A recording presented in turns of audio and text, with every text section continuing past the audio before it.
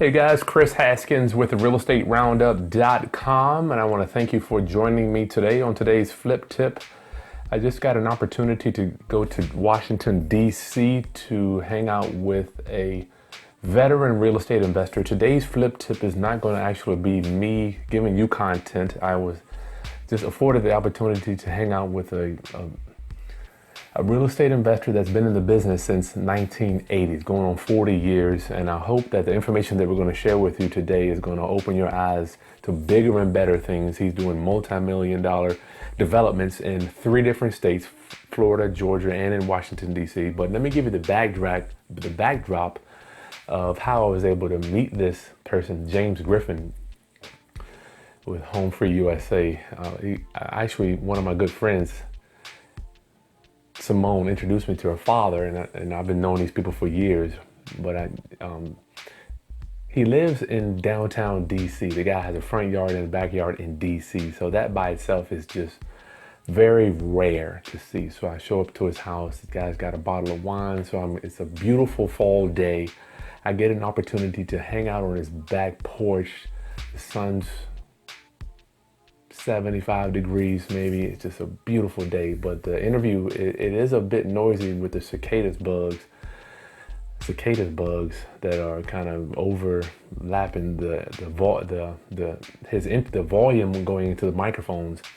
But I hope you can overlook that and see the detailed content that he's going to give you about what he's learned, the ups and downs in the business, the amount of equity that was wiped out over the last 10 years regarding the crash back in 2008. But here we go. James Griffin, Home Free USA, 40-year veteran, and it's going to give you just some nuggets that I hope will help you with your real estate investing career. My goal, and what I firmly believe, is to be able to bring you the most up-to-date and comprehensive real estate investing information so that one day it'll help you either start in real estate or perhaps help you to buy your next house and opening up your mind to acquisition and finance. Those are 2 big things that we have to deal with every day. All right, here we go. We'll get right into it. Okay, guys, this is Chris Haskins with the realestateroundup.com, and I'm hanging out with brother James Griffin. How you doing, my brother? I'm doing fine, Chris. Mr. Griffin has been a silent, you don't know this, but one of my silent mentors. I've watched you over the years, just kind of through your daughter, who I know very well, and she talks about you all the time. You're just a great guy. And I got an opportunity to be in Washington, D.C. and hang out with you and talk about entrepreneurialism and real estate. Good. It was my pleasure. Thank you for your time. With you. Thank you. Yes, sir. All right, Mr. Griffin, there are several things I want to talk to you about, but the first thing I want to get right into this, and make sure you speak up a little bit, Okay. is every time I've seen you in passing, you are very pleasant, but I know Napoleon Hill talks about in his Keys to Success in his book, he talks about having a pleasing personality. How important is that to you in your business? Oh, it's very important to me in my business, and I think in most businesses, because at the end of the day, there are 2 things about your personality that has to help deliver for you, and that's how, number 1, how you work with your people that are part of your business, your staff. Mm-hmm. You know, they want to work around somebody with a very pleasing personality. And secondly, your clients.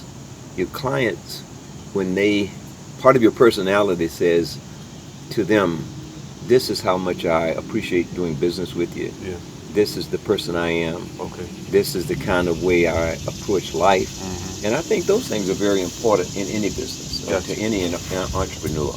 That's right. So do you focus on it, or do you have like a thing to where are you focusing on your attitude on a day-to-day thing, or does it come naturally for you, or what? I think it comes naturally for me. I mean, it's I don't have to think about it. I think if you see treating people in a manner that you would like to be treated yourself, mm-hmm. it would come naturally. Okay. So I think that, fortunately for me, I have not had to take a class on how to Gotcha. be kind and how to be nice or how to be considerate. Okay. It's just a natural thing that has come to me. Well, you're blessed with that. I mean, it doesn't come naturally for everybody, my Well, brother. I understand. I see it every day. That's my point. Yeah. You're blessed to have that. Yeah. It seems like every time I've seen you, you're just very pleasing. But obviously, the people you hire, you have to be able to interact with them. Well, you can be pleasing, and also you have to be also demanding. I mean, you can't in business, your personality is just a part of your whole business structure. You have to hire people who have complementary personalities, and you have to also manage people in that way because you can be a very pleasing but demanding personality. Gotcha. You know, so we try to maintain a certain discipline about how we interact with the people that work with us, as well as how we interact with our client base. Gotcha. And I think that is important for anybody in business, is always keep those two things in mind, because at the end of the day, and your clients are a lot of different people. Your clients could be the people that you do work with. The clients could be people that do work for you outside of your immediate staff. Because if you can't get them to perform in the manner that reflects your business approach and your business philosophy, then you lose something in the process. Yeah, but you have to deliver your attitude and personality over to other people to get them to do. I'm just thinking, you have employees. How many employees do you deal with? 50 people. You have to deal with 50 people. Is that daily interaction, or is that maybe a weekly meeting? Or Well, it's typically daily interactions. If you're in an office, you're going to interact with people daily. But we have three other offices, and so you somehow have to have everybody on the same page. Yeah. And so the way you do that is that you constantly communicate. You make sure that your whatever inter-office communications that you use touches everybody. Okay. And you try to send out daily messages about. We have a blog. I guess you would call it a blog, our own in-house blog, where we give them positive statements every day. Okay, I didn't know that. Yeah, we pass that as something.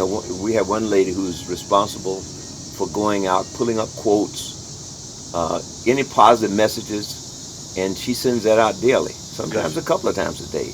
We also keep people educated and informed by having the same person go out and pull up relevant articles on that could come from anywhere, the Wall Street Journal, the Washington Post, some of the industry blogs. Okay. But if she thinks there's an article relevant to the work that we do, that will help people understand. So they get one or two or three of those a day. Gotcha. And they're just short. They could be the news article, a blurb. It could be a full article. Nice. But we find that people appreciate that, especially when you have far-flung offices. Gotcha. They want to know that that everybody's seeing and hearing the same thing. Interesting stuff. All right, I don't want to take too much. You know what? I forgot to ask you, Mr. Griffin, if you don't mind, give me a quick story about. My coaching clients are going to hear this. So who you are, just a little bit about yourself and the business that you're in. I know you're in the real estate and home free. Tell me just a little commercial about what you do. And well, to give you some idea from a background perspective, which will help you understand some of not just what we do, but why we do it. Yeah. We are started out in the lending business, in the development business. And we evolved into the lending business, and we were lenders and servicers of mortgages. And what year was that? We started that in about 1982 or 83, and Good God. we serviced. We had these mortgages that we were servicing, and we began. And there was a crisis back then that happened about in the 90s. Was that the savings and loan? Savings and loan crisis. I heard about it. Yeah, and so what we did we were intimately involved in that crisis and managing assets, taking over assets from defaulted institutions. Bad assets. Yeah, bad assets, and then packaging them and selling them. Wow. So we had it was my company, and we were involved in that. And so what happened was, through that process, we began to understand a lot more about the problems that people faced when they were faced with foreclosure. Homeowners. Okay. Right. Although we handle commercial properties too, but we handle a lot of single-family homeowner properties, second trust, and those kind of things. So as a servicer, we would take these over and service them, and our objective would be to try to save people's homes, to work with them, restructure them, recast them on. So we gained a lot of experience with that. So if you fast forward to this latest crisis, we found that, but in that, let me back up. But in that process, we also began to understand the limitations of the industry. Gotcha. And so we felt that at that point, a lot of homeowners needed to be prepared better in order to prevent themselves from going into foreclosure. You talking about being a better borrower? Being a better buyer. Buyer, okay. Borrower, buyer. Okay. You know, they had to if they understood more of the process, they would in fact be better, make better decisions. Better equipped. So better equipped to buy. So my wife wanted to start. She was in the retail business and decided to sell her retail stores. Mm-hmm. And so she said, "I need something to do." And she was sort of tangentially gotten involved with me to real estate stuff. Okay. And she said, "Look, why don't we set up a program to prepare people to buy?" Mm-hmm. So that gave birth to a nonprofit called Home Free USA. Home Free USA. Which she owns and manages it. Okay. Manages that. I mean, doesn't own it as a nonprofit, but she manages that. Okay. Runs it. So it was her idea, her baby, so we put it together. So taking the knowledge that we had in helping people save their houses, putting it into helping people prepare to buy their homes, that's kind of how we got into the business. It's like a first-time homeowner program? First-time homeowner program. Gotcha. And during this latest crisis, we were hired by the federal government to help people save their homes. Nice. So we did that nationally. So Home Free is a national organization. Okay. We have affiliates in 32 states. They're independent, but we fund them nationally. Okay. And through our Home Free nonprofit. So we got into that, but my focus has always been in development and real estate. Okay. So along with that, when the crisis came, we started buying up foreclosed properties with the sole purpose of providing homes, affordable housing, and saving neighborhoods. Affordable housing. Yeah. So to date, we may have acquired over in 4 or 5 markets about 200 plus properties and renovated them, saved them, and wow. Some we own and hold.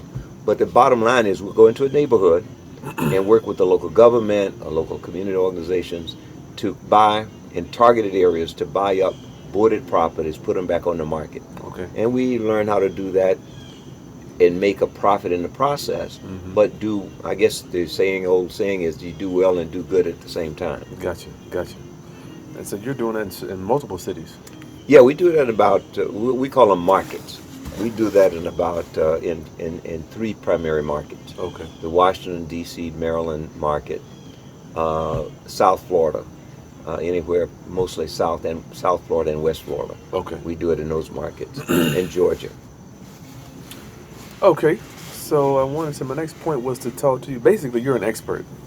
I wouldn't say I'm an expert, but that's a dangerous term. Well, I'm here. The reason I'm here, I want my listeners to know that you have been in the business since 1970. I don't know. Let's say 1980. And as we move to 2000 and beyond, I'm like, I like to talk to people such as yourself that have seen ups and downs. Because so far, I'm barely seeing a little down since 2007. And we're 10 years out. I saw that first crash, and I feel like I was so not prepared. None of us ever prepared for a crash, honestly. But if you have seen it, Mr. Griffin, obviously you're going to say, you know what, I've seen this before. You're saying, we've talked about the savings and loans. I mean, wasn't that kind of the same? Yeah, it was the same situation. It was a little bit different in the sense that this last downturn really impacted a lot of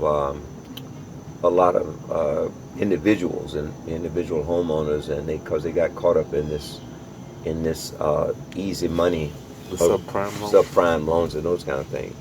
The initial crash, though, the savings and loan crash, impacted lenders more than anything, savings and loans, and although a lot of borrowers were impacted, but it was really a lot of the commercial loans that were hit and those kind of things. Gotcha. And so it's a bit, but this one hit the consumers. The last one hit the consumers very, very badly. Yeah, you talked about. Let's go ahead and jump down to that. You talked about how it affected how much wealth was lost in this last crash, and particularly the wealth in the black community. Tell me what you. Well, while this downturn hit a lot of people without question. But I think the impact on the African American community and the Latino community was far more extensive than any other communities. Okay. Primarily because most of their wealth is tied up into their homes, their personal homes. Gotcha. And many of them chose to refinance or chose to buy without having the right counsel, or without, we had some people that were earning $25,000 buying, and this is ridiculous, buying $500,000 homes. Oh my Lord! Oh, because the no document loans. No document loans, and so they may have been. Let's say they may have been making a salary at $30,000, part-time work at $20,000. Yeah. And so they would pre-qualify them for $500,000, which was, even those with a $50,000 income, was too high. Ludicrous, yeah. And so you had people who made but they put up cash, and they put down payment money, so they were devastated when this stuff happened. And so we felt that, I don't have the number in mind, but I think it was, several $100 billion in wealth lost in those areas. And so, and it's hard to rebuild that wealth. And so, and most of those people did not have cushions. Like some family, there were family cushions. If you lose the home, the family can step in and make the payments. So I think that I wish I had the number at hand, but it's an astounding number. It's big. It's big, and it hit. I think it hit 2 in every 5 households in one way or the other that were invested there. Wow. And so restoring that is part of our mission. And along with losing their homes, many neighborhoods were damaged. So if a person lost their home in this neighborhood, the neighbor's home was impacted also. Regarding the value. The value. So you had wealth lost in both areas. Wow. By the directly hit person and the indirectly hit person. Yeah, we're bringing the whole neighborhood down. Yeah, so that's an untold story about this downturn. But I mean, people are fully aware that there's a lot of research on it that shows that this happened. Mm-hmm. Interesting. All right, let's move on to my next point. Would be Mark Zuckerberg, Facebook guy. It's a quote he said, "Done is better than perfect." Done is better than perfect, Mr. Griffin. What are your thoughts on that quote? That's a very important quote for an entrepreneur especially. Because as an entrepreneur, each day, each decision that you make daily is a decision that could make or break your business, big, small, or whatever. Compound. Yeah, it could come positive or negative. Or negative. But, so the question is, if you question whether your decision is correct, should you go ahead with it? Oh boy. That's every day. And so I think to Zuckerberg's point, if you wait for perfection, when will it ever come? Yeah. And will inaction have more of an impact than error? Inaction. Than inaction. Good point. So I think that one should do the best analysis they can, researchers reach the very best conclusion that they can, and there's an old saying in the Marine in the Navy: "Damn the torpedoes, full speed ahead." No matter what. No matter what. But you've got to have done your best to analyze, which a lot of people don't do. A lot of people go from the gut, but it's good to go from the gut, but you have to also take and supply that gut with as much information as you can. Data. And there's a lot of data out here now. Especially in real estate. But the problem is interpreting the data. Okay. That's what the big problem in real estate is. Well, that interpreting the data is going to be, each person could look at, a realtor might look at it as a comp or comparable, and they may say, you can sell it for this. Then you look at it and say, I don't know about that. Well, that's true, and I think the other bottom line is, and that's the other part of that decision-making process is,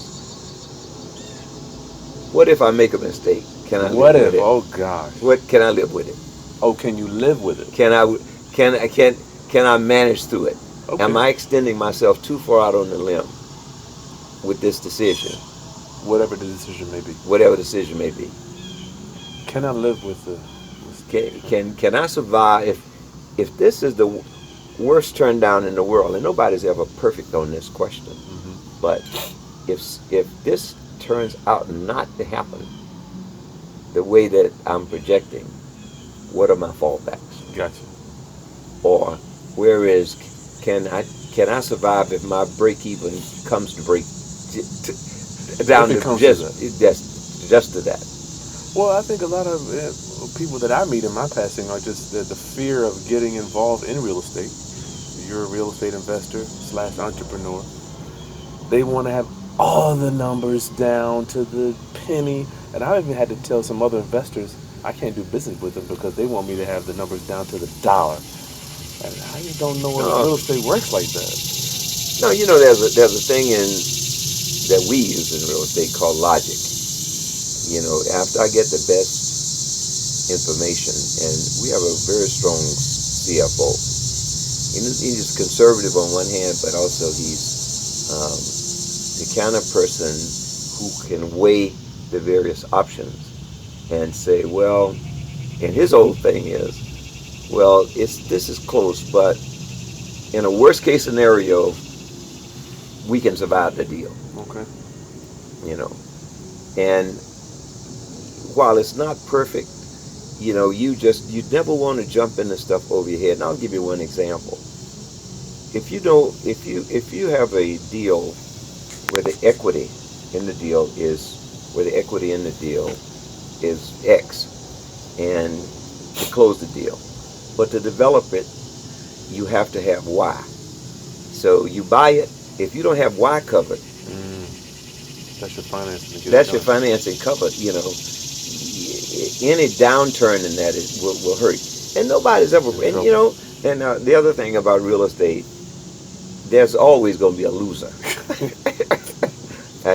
You got to be upfront about it. The question is, have you positioned yourself to manage the loss? You mean the deal? You mean there's always going to be a losing deal? Losing deal. Oh yeah. There's always or break even deal, or you're not going to walk away a rich man. And a lot of people get in the real estate business saying, I'm going to close this big deal and that's it. Oh gosh. But that's not possible. May happen once. Once in a while. In a while, but I call those grand slams. Grand slam. Some grand slams. Yeah, but again, and we're working on a project right now in a small town in Georgia where everything is aligned for this development to work, but the guy's willing to put up the money. He's already bought the land. He's built two houses. But the reality is that to finish this, he's got to position the project so that the lenders will be comfortable or investors will be comfortable with it. And how do you position a project in a market that on one hand looks solid, on another hand that everybody you talk to says that the data is not. Oh, wow. The job market is good, but people don't want to buy. Wow. That's So scary. And that's when you think about that, typically if the job market is good, people would buy. Yeah, they want to move there. Yeah. But when I'm talking to a bank that says people just don't want to buy, the bank is going to be hesitant to put his money in unless we can figure out how to convince him that at the end of the day, what the price points we're shooting at, they're going to be buyers standing in line to buy it. Because he's not a long-term investor. Yeah, he got to get out of it. He's got to get out of it. So, a lot of that, that's research, that's packaging. There's a lot to a deal than just putting up the money, finding it, and buying it. Yeah. If you want to do it the right way. Gotcha. Yeah. Interesting stuff. Cool. All right. As I age, Mr. Griffin, I'm learning that there's this distinct difference between, I don't want to call it making money, but earning money and managing it. I just wanted to know what your thoughts are on the two different skill sets, I guess one would say. Well, Well, I think both of them are driven. Both of them are driven by age Got you. and experience. Got you. You know, when you are 20 years old, your life is about a lot of different things. You know, you and as you get older, Thank you, brother. the reality sets in that number one, life is going to end at some point in the future. You won't be here forever. If forever. Number two, you probably have gotten kids or grandkids and the other thing too, your parents. Your parents, you now begin to look at life through your parents' eyes. Generationally. You know, they are now older, and now you see where they are in their life. If you're lucky to have your parents living, you know, you see where they are in life, and you can see, wow, how did they get here to sustain themselves? But more importantly, you see what's required for them to sustain themselves. And then you can fast forward yourself to their point. I've been doing that. Yeah. And you fast forward yourself to their point and say, look, if I'm going to sustain myself, I have to start putting in place certain things because I see what's required from them. That's one point. The other point is that you realize that there is a timeline that your earnings will either decrease or end. Wow. You know, increase or end? Yeah, don't decrease or end. Decrease, okay. Because you can see your increases are you managing them daily, but but then you will say, oh well, I'm comfortable today, but 3-4 years now this may end. This may go down some. Okay. Or I may not want it. Work is hard. Yeah. I mean, I may not want to deal with that. Do a 16-hour day. Yeah. I mean, want to do an 8-hour day. You know about that. Entrepreneurial day. Yeah, I don't want to do it now. I can't afford to do an entrepreneurial day. So now I want to kick back a little bit, and so and I know that if I do that, especially if I'm a one-man shop or a small business operator, you know, I know clearly what that means in terms of dollars flowing in, and so that's the other issue. And the final issue is that we take on additional responsibilities as we get older, whether it's with our kids, whether it's with our parents, whether it's with our grandkids. Those responsibilities, you know, have certain time commitments, which if you're an entrepreneur, takes away from what you spend on your business. Yeah. Those commitments have financial implications. Yeah. You know, you end up having to take care of parent, maybe. Or you end up having to put a kid in school, you know, grandkid in school, you know. So as you age, not only are you challenged with your earnings, but you are also challenged with how you have to spend your wealth, if you have any. Yeah, well, I wanted to guide that question to our listeners that have some wealth, you know, that have a little bit of wealth. Because I'm noticing that my dollar that I earn, Mr. Griffin, I don't want to spend it. I don't want to spend it on a consumable good. No, and you don't. You know why, don't you? Because it's gone. It's gone. And also, but you're going to need it. You're going to need that dollar to grow in a different way. Employed money. Yeah. You know, it's just like when you. I remember when the first time I did a property in D.C. It was a row house, and you know, I didn't have a lot of experience, and so I dealt with a contractor who I had to let go, and an architect who I had to let go. That's common. Common in it. But but when I let him go, I figured I'm the only one left to do the work because I couldn't hire anybody else. But after doing that and working almost 24/7 and killing myself, but getting the job done and finishing it, I immediately knew that number one, I enjoyed it. Okay. The real estate. The construction business and all that pieces of all of his headache, it killed me. But number two, that if I was going to do well in it, I had to get to the point of hiring and managing people that could get it done for me. Managing people. Because I couldn't do it. I couldn't do it myself. It killed me for one project. and I knew I liked One house. one house. I knew I liked it, and so how was I going to move forward?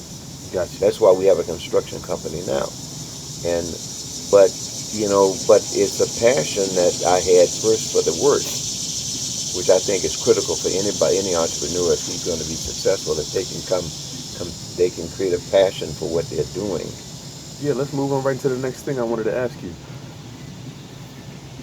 What advice would you give for startup entrepreneurs and investors? We talked about that earlier. You said they needed to have a passion about. Don't go in there for the money. Gotcha. That's, Which everybody seems that they're yeah, just going to that, get yeah. the business to get a big check. Yeah, big check, because it's some extremely hard work to make any business work. Any business. Any business. I don't care what the business is. It's extremely hard work. And certainly, somebody said mentioned this the other day, and they said, if you have passion about whatever you do, it does not, but it's not work. There's a whole saying for this. I can't recall what it is, but they said if you have passion about what you're doing, it is, you won't see it as going to work. Right. Yeah.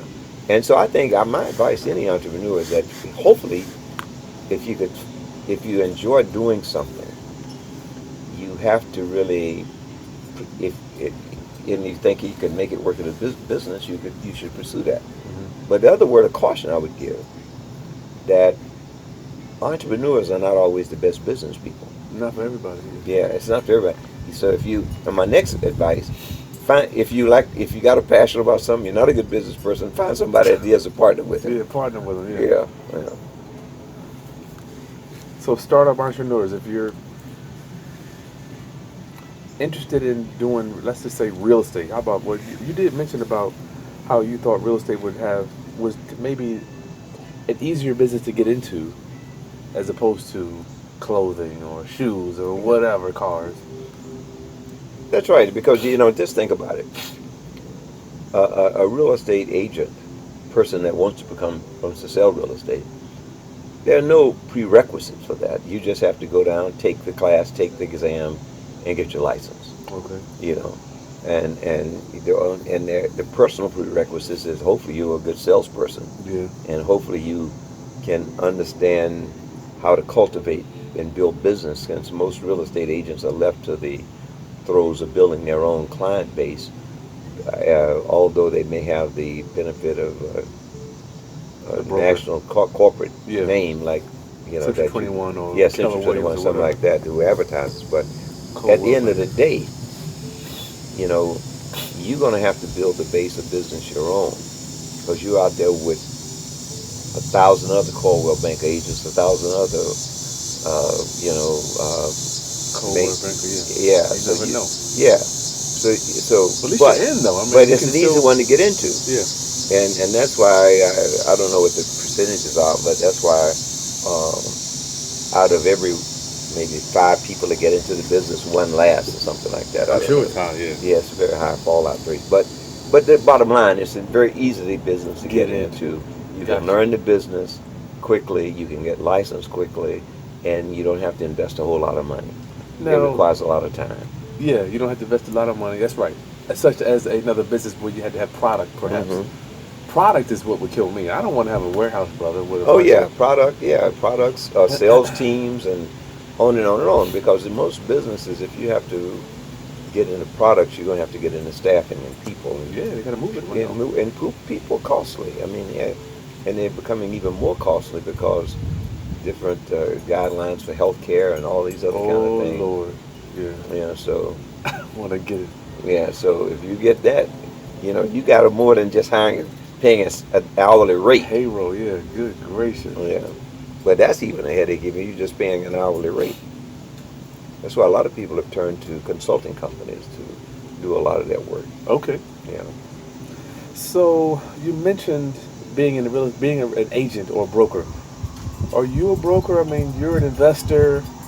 I love real estate guys because you can be a broker, or you don't have to be a broker. Yeah. So everybody's different. I choose not to be. But what about you? What are your thoughts on that? Well, so interesting. I became a broker, took the exam, back in the 80s, became a broker, never sold one bit of real estate, but I learned. For somebody else. Yeah, yeah, I learned that part of the business.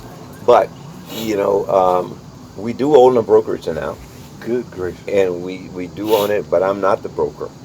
We have a broker, and I don't get involved in real estate sales, but we have involved in both the sales and the development of real estate.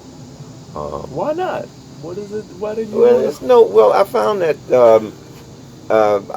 that when you work in multiple markets, you need to always have somebody that knows the market Intimately, you mean? intimately, That okay. that market, and you build on the relationships that they have, whether it's agent relationship, brokerage relationship, because your objective is not to.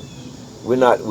Our objective is not to be a Coldwell banker. Gotcha. Our objective is to buy property, sell, sell it, yeah. or rent it. Gotcha. Renovate it, sell it, and rent it. That's where our Real estate expertise. investing. Yeah, we invest. We look at deals. We may hold something for 2 years or 3 years. We may sell it, and when we bring in investors and to participate with us, they have a very specific interest. Their interest is either one, I want to put my money in and get it out in a year or two whenever you finish these projects, and we give them collateral on anything we do. Yeah.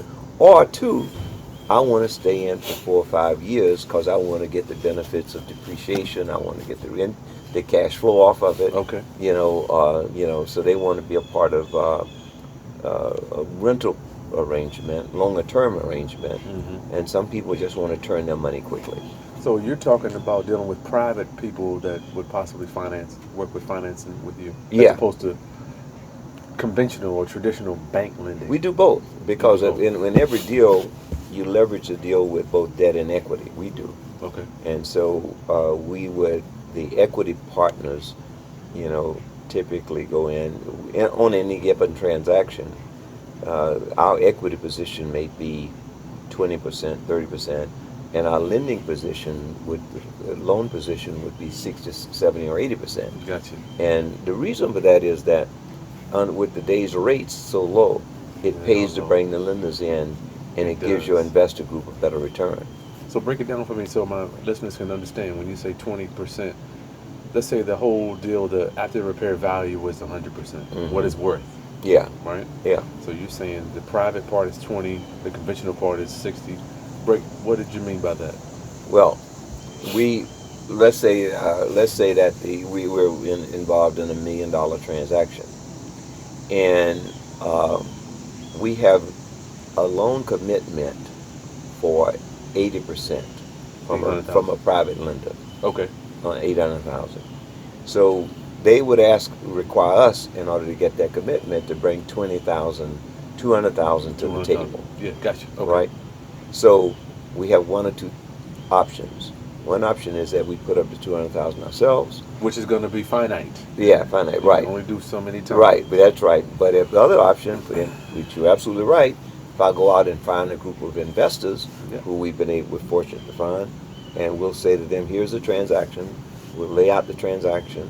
We have the commitment from the lender for $800,000, $200,000 here. So Nice. So that's 20%. Now, how we divide the proceeds? Let's say if it sells for $1 million. Let's say if it sells for $1.6 million or $5 million. And so then we would structure. Our typical structure is to pay the equity. Well, obviously we have to pay the debt off. Yeah. Quickly. But what is left, when the margins left, we would typically have paid the investor a fixed rate. Fixed rate. Plus APR. Yeah. Plus an upside of the deal. I know they love that. They love it. They love it. I mean, and we have investors that have been with us and they stay with us because they get. If we give them 6% return fixed, they're doing better than 2% in the bank or 1% in the bank. And then we get a part of the upside. That's nice. So that's a good deal. So and it helps us because we can do more projects. Yeah. I mean, we can do. Unlimited. We can do a lot more projects if we do that. So the key from what I hear you saying is you're buying obviously below market value because you're buying something for $1 million that's worth $1.6 million. we're buying something with the work that's going to be done. It'll be worth $1.6 million. Okay, I'm Yeah, sorry. yeah. So it'd be worth it. $1.6 million, right, right. The potential But to we be- do buy. We always buy below market. Always. We never buy market. We always look for deals below market. You hear that? We guys? have people that goes continuously that looks for nothing but market, and we have people in place right away that can go out, take a look at a deal, and say it falls within. We have our own guidelines. This falls within our Criteria. guidelines. Yeah. We're buying below market. I think a lot of my listeners are just even for me, when I first got into business, I'm like, why? How can I make money? If the house is worth 100, I'm buying it for 100. Obviously, those aren't the numbers you're dealing with. How do you make money? It's a lot of people don't understand the concept of you have to buy. The only way to make money is to buy below market value. Yeah, but also you have to add value to a property, And and adding value. add value, because even if you buy a property, let's say that when I say below value, if the property needs to be renovated, as an example, Yeah. in renovating it adds the real market. It creates the market value, real market value for a renovated property. So we back into the question of what can I pay for that property. Gotcha. We always start with where is the market for a finished property or properties in general. Yep. And then our people go in and look at the cost of renovation, and they look at what the margins that we want at the back end of the deal. Gotcha. And then we'll start bidding, making offers around the number that will allow us to get there. Work for you. The only flexibility, not the only, the biggest flexibility you have in real estate is your purchase price. It's hard to control construction costs. It's hard to control rent. Changing everything. Yeah, it's hard to control that. So if you can't if you can't buy it at the right number, it's going to be tough to make it work. How many deals do you look at, Mr. Griffin? It's not on my paper before you say yay or nay. Well, we may look at. It depends on what market you're in. In the Florida market, between 2009 and 2014, we could take one in every 4 deals. Holy cow! But between 14 and now, it's one in every 12 or 15 deals. Gotcha. Because the prices just are not there. Too slim. Yeah, Barn. too slim, right. Gotcha, okay. Well, a lot of investors, a lot of my clients think that they're just going to go out there and just make an offer. No, This is the deal. Let's roll. No, it's tough. First of all, before you make your offer, you have to do your homework. These are offers. You're saying that these are the 1 in 14 offers that you're making. Yeah, yeah. Not the ones that you just looked at, though. No, we look at all 14. Okay. I mean, we may go to Zillow or somewhere like that and just look at the market in an area and say no. Gotcha. But if we can't tell it that way, we'll send somebody out to eyeball the property. Okay. If the market says it seems like this property would sell at a level that matches what this offer is, Yeah. there's still the unanswered question is, what kind of condition is it in? Yeah, Because you remember, know that. we only look at vacant properties. We don't buy occupied properties. Okay. Unless somebody comes to us. We have had situations where somebody has come to us in an estate sale Gotcha. and said, before we put this on the market, Yeah. would you consider making an offer? Gotcha. And that's a one-off deal. Yeah. So you're looking at 1 in 14. That's pretty good numbers, Brother Griffin. I'm looking at, Yeah, but a lot of those we don't even. Some things we can look at. We have people in the market that know the market so well. they've pre-screened them. They pre-screen them. They can look at it. No, we don't want this one. That's Period. my point. What, Yeah. How many of those? That's what I Oh, want to know. I mean, It we could probably be 100, right? Yeah, it could be. But we only look. Remember, we are looking from a select group. We don't go to The Zillow, the open market. market. Gotcha. No. Okay. We Yours already been pre-screened. Yeah, it's already been pre-screened. So we try to have arrangements where we only look at things within a certain criteria. So you're already been pre-screened before it gets to you. Yeah. And then we still turn them down 15. We still don't take them. Wow. Okay. So Because at the end of the day, you have to. Since we take the responsibility for renovating the properties, that's where our best margins come. Other people have different business models.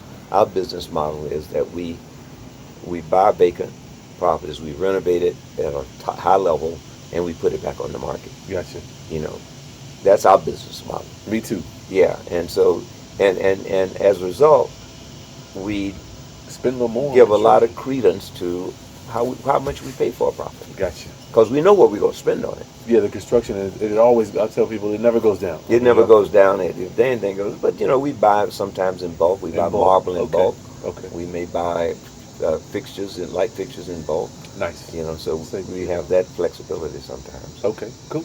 Interesting. So the point is, your people are pre-screening the deals. I want my listeners to know that you are not going to look at 14 houses. No, we're not going to look at 14. They'll pre-screen them.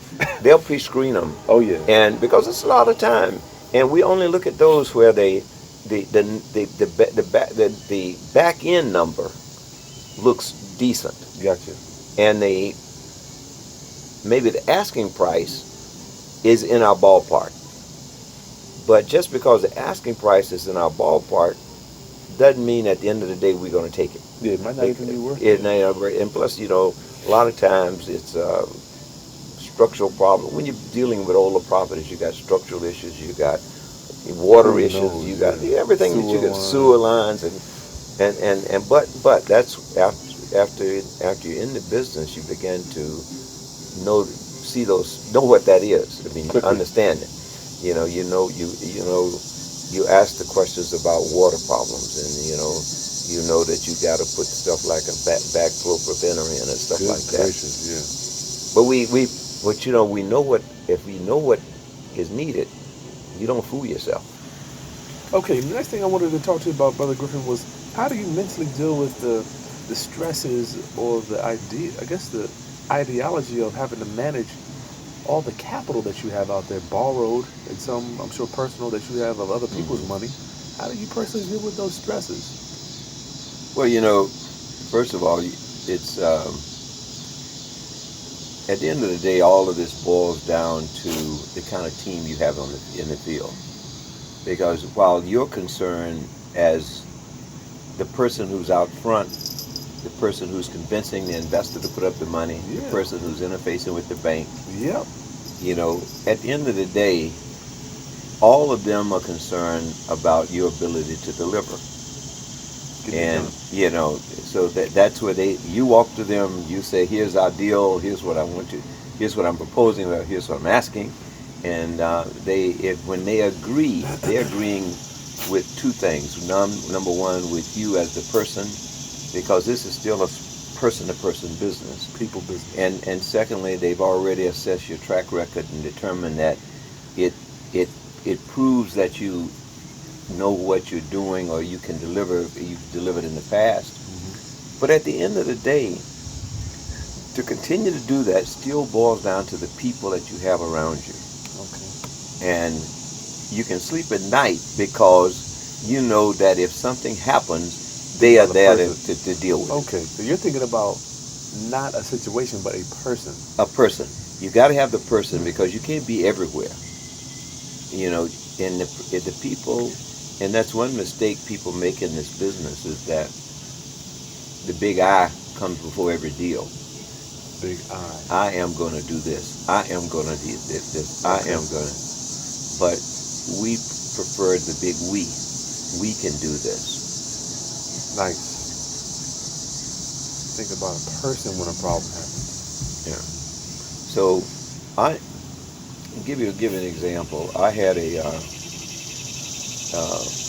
break-in one of my properties at night. At night, it happened at 10, 11 o'clock at night, maybe. Happened. Yeah, it happened.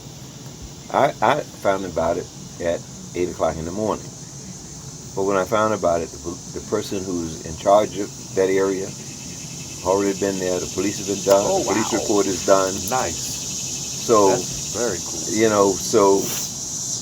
And she had somebody who works for her that was there at the site before she got there. So it's a trickle up effect, not a trickle down effect. Trickle up effect. Very interesting. I never heard it put like that. I'm going to think about a person that can handle that, because I'm thinking about what do I need to do to fix this issue. But you have staff The staff, and the staff didn't come. I mean, I started out as a one-person operation, Yeah. and we have people that've been with us for almost 45 years nonstop, Good gracious. and they have been employed by us the whole time, never missed a Nice. payroll, and over the years you build that infrastructure, which is difficult to build. Yeah. Very, very difficult. Especially nowadays, everybody's Yeah. moving around. Everybody's moving around, getting to find the right people to put in the right spots. And the other piece that's important, though, in real estate is you've got to know your market. The market's bigger than everybody. Yeah, you got to know the market. If you don't know the market, anything can happen to you. You may luck out and do well, but my belief is that you sit down and you do your homework and understand the market first. Find somebody that knows it better than you, Yeah. and try to establish a relationship. In one market, we have a realtor. The average amount of time that a property stayed on the market with that realtor before we have a contract is 30.1 days. Okay. Now, there may be other realtors in the market. There may be some people say, "Well, you need to try to find another realtor." I'm going to go with this guy till he till he fails to deliver. Because when I have confidence in him, and he delivers. I have confidence in the people that are out there on the line and they deliver. Then I have a lot more confidence talking to an investor and saying, make this investment, Wow. and I'll give you. It's not 100% guarantee, Nothing. but it's better than it's better than you're gonna get anywhere else. Yeah. And I can give you this to get that, and I can pick up and call this guy, and he'll tell you the same thing today, because he was participating. Okay. So at the end of the day, all of this evolves around people. You can't. I know people get out front and say, "I'm doing this." I never say that. I think that it's what people do around me and for me and with me that makes the difference. Nice. Good point, brother. Okay, let's wrap this thing up. What has been one of your biggest problems in your business since 1980, and that you can kind of shed some light for our other entry level, maybe real estate entrepreneurs, investors? What do you think the biggest problem would be for you? Well, number one, I did not come from a wealthy family, so I had no fallback mechanism with No B plan. no B plan, so no F plan, big, family though. plan. Not a B plan, F plan, a family plan. Okay. And so no, that's one thing. But I did have the benefit of having a lot of advice, good advice from family members and people like that. Not no money, but good advice from my parents, my father, and then Philosophical advice, perhaps? yeah. Well, not just but partly that, but also a little bit about the business. And Marcia's, our parents, both of our parents, helped at critical times doing the development. Not a lot of money, but sometimes $1,000 can have more of an impact than $1 million at the right time. So I hear you. so and so we were lucky to have that kind of benefit. But I think capital is always the challenge in the real estate business. Capital is the challenge because the whole market moves around either debt or equity capital, and I think that's the biggest challenge that I've seen, but at the same time,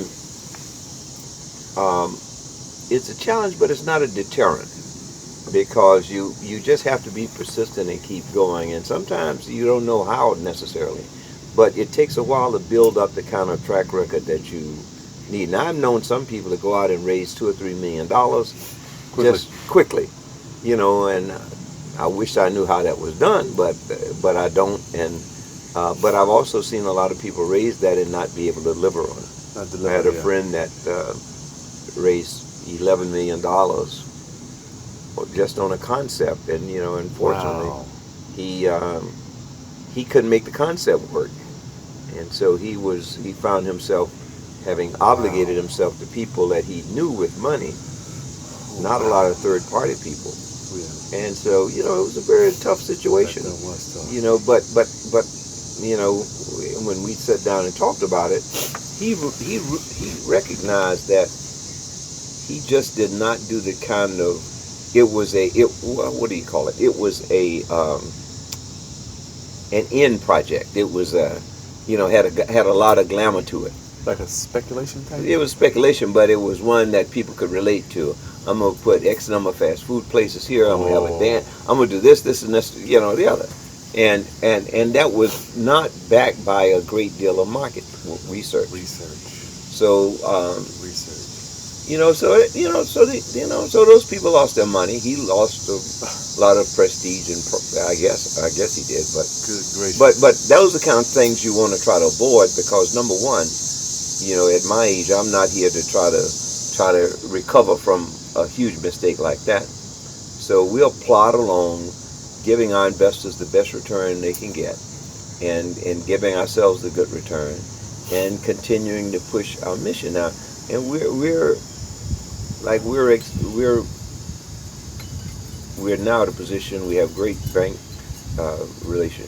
relationships. So we're at a point now where we go out and we can say to an investor, say, look, if you put up X number of dollars, we already have the commitments for the debt. Nice. So I know that's a pretty good posture when that's you're meeting. That's a very good posture to be in. It's a good posture, period, with the banks being so conservative. But over the years, if you deliver to them, they need to make money too. That's why I wanted to lead to my next question, Brother Griffin. A lot of people, or my listeners, I think that people need to lend money just as much as investors need to borrow it. So what is your experience with that? Absolutely. I mean, money can't be made unless it's working and moving. Working, yeah. Right. So, but the biggest block that I see to typical real estate investors is that, or real estate developers or entrepreneurs, is that they typically are challenged with track record and relationships and capital. Like the banks want to know what kind of skin do you have in the game. Always. And so if you don't, you need to walk into the bank saying, I have this, I want you to give me this to make it work. I have this, I want you to give me this. Right. Yeah. I like that philosophy. And I think that is the way, as opposed to what? I have nothing in you? As opposed to I have a good idea. And I have a good deal. I have a nice property over here. Okay. It's going to make money. You can see it. It's going to make money. How many times I've done all the market research, that? and this is I need 100% loan, and they'll show you the door quickly. Mr. Griffin, I don't want to hear no more. I want you to put up all the money. I'm done with those. And I'm sure the banker's like, dude, don't even come in here if you want that. The bank got all these regulations on top of them now, anyway. But a bank is your best ally. But the biggest ally is a loan officer in the bank that knows your business and becomes your advocate within the bank. And they'll only do that if they have confidence that you can deliver in your business. Confidence you can deliver. And that's based on what you have delivered, I'm presuming. They have track record. So, getting back to your first point, you got to be willing to reduce the bank's risk or the investor's risk up front in some way. You got to say, I'm going to put 40% in this first deal. I don't want to be putting in this forever, but I'm going to just prove myself to work. Or I may have to put in 50% in this first deal. Huh. So you're a firm believer that there's plenty of money out there as long as you have plan in place. Track record.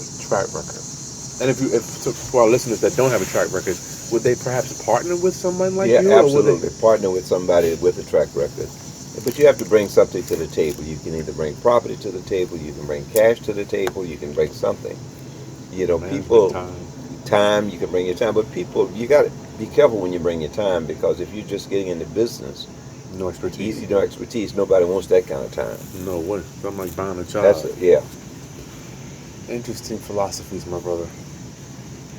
I tell people all the time, people are like, how do I get the money? How do I get the money? I'm like, brother, well, my point of view is the money's always out there as long as you have a plan and a deal to go with it. What do you think? But you have to have something other than plan a deal, in my opinion. Okay. You've got to have some skin in the game. So you're saying that you need to have some capital to bring to the table, too. Skin in the game. So you're in a whole nother level, Brother Griffin. I mean, you're in the seventh. Well, but think about it. You don't, I would never advise people to do this, but people own homes, they have equity. They feel strong enough about it, they'll take some of the equity out and put it into a deal. Okay, yeah. Or they may have someone that's very close to them that they know has a lot of confidence in them on a personal level. They may say, would you back me in this deal? Gotcha. And backing doesn't always mean that they have to go in for 100% of the risk. If they can just give a guarantee on something. I got you. Co-signer, you saying? Co-sign, yeah. Smart. Yeah. Well, there are a lot of ways to do it and there are a lot of people out here that would take a chance with the right person. I think so. But you have to go to them though, even a good friend. Don't just assume that they ought to give you money because they've been knowing you. Yeah. That's the worst way to end a friendship. Just to ask. Gotcha. Yeah. Gotcha. So go to them and say, look, here's what I worked on. This is my thought. I'm coming to you because I know you know me on a personal level. You don't, and you know that over the years, I've proven to you to be at least trustworthy.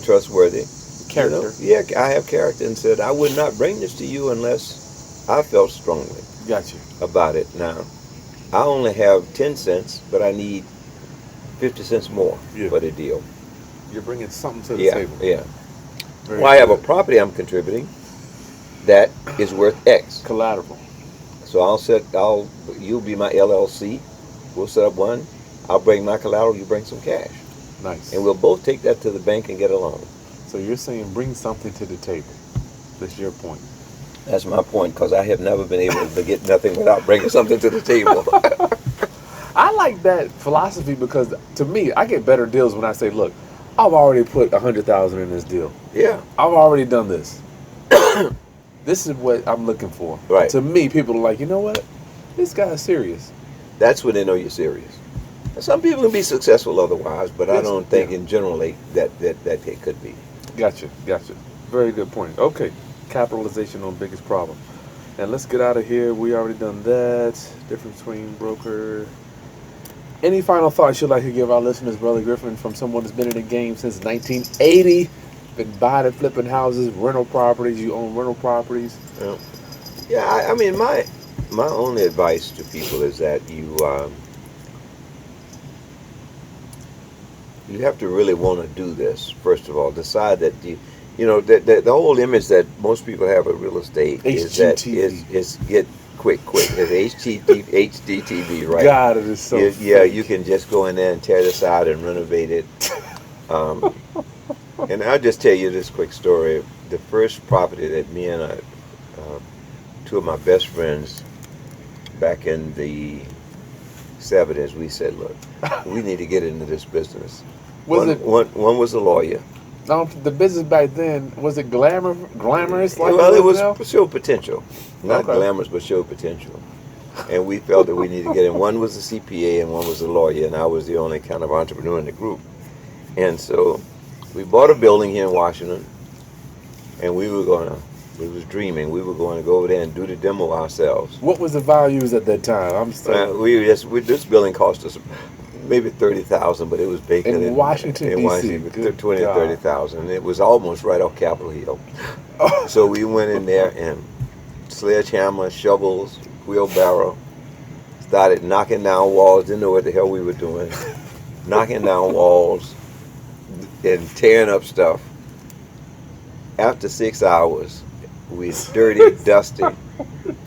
We both said, the three of us said, the hell with this. And we were so tired. 6 hours. And so we immediately reconvened and said, this is not, the two of them, this is not the business for us. Okay. So they sold me the house, and I stayed in it. And 6 hours of research. Now 6 hours of work. Working Just during we research. were doing demolition. Well, they were finding out. No, that they were being beating up walls, and I'm in there. We were all dead tired. We were so tired. He said, "No, this is not good." So we thought about it. rough. We went back one day and we got some bids, but we said no. They said, "Look, I don't want this business. I'm through with it." So I guess I'm That's saying not that even a to full say day. to say to anybody that if you can take the chance and jump off into it. But if you recognize right quick that this is not your cup of tea, get out of it. Because you may lose money in the long term. 6 hours. 6 hours it took to make that decision. Well, maybe they should have just been the money guys. I don't know. And now one of them is the money guy. There you go. He's putting me on all the financing stuff. Now this is 40 years later. He came back into so we working together again. Good. 50 years later. So almost. find out whether you love. I meet people so many times they're looking at the check. Chris, I want to get in real estate money. I want to make money. I'm like, okay. Even if you're in sales, you're not going to make money right away unless you may get one deal. But to sustain yourself is tough. Got you. All right. Brother Griffin, this has been a pleasure. The cicada bugs? Cicadas. Excuse me for the cicadas bugs. They've been really cranking out here. But you can get past the cicadas bugs for this content that we just delivered here. Is that it? Well, Chris, I just want to say one thing to you. I'm very impressed with you. I've seen you when you started this business. You've done very well. And I think you impart some excellent wisdom to people, and I think you have a passion about it that most people that may not know you personally may not recognize, but since I know you personally, I do recognize that. Appreciate that. And I compliment you. Thank you, my brother. Yeah. All right, guys. RealEstateRoundup.com. We'll see you next time on one of our trainings, and subscribe to my channel below. I'll talk to you soon.